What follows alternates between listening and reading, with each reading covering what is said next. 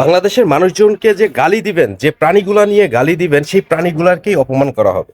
কারণ রিসেন্টলি ঘটে যাওয়া বাগেরহাটে একটা ঘটনা, যেটা আসলে প্রতিটা মানুষরাই কাদায় ফেলছে। যারাই এই নিউজটা দেখছে না কেন, যে ওইখানকার ওই মাজারের পূজারি যারা আছে, তাদের বাপ মা ওই কুমির, সে হচ্ছে পানির ভিতর থাকে, ওরা তো ওদের কাছে যে মানত করে। আর একটা প্রাণী কুকুর, সে যত কিছুই হোক না কেন, সে তো একটা প্রাণী, তাকে ওইখানে রেখে দিছে। এবং এইখানে যেসব আশেপাশে যেসব জানোয়ার, সরি জানোয়ারকেও অপমান করা হচ্ছে। যে মানুষগুলো আছে দাঁড়িয়ে আছে, এই মানুষগুলো দেখতেছে যে কুমির এসে তাকে নিয়ে যাবে। এক ওয়াক্ত নামাজ পড়ার মধ্যে কিছু নাই, এরা আছে মাজারের পূজারি। আর এই মাজারে কুমির রেখে দিছে, এই কুমির ওর কোন বাপ?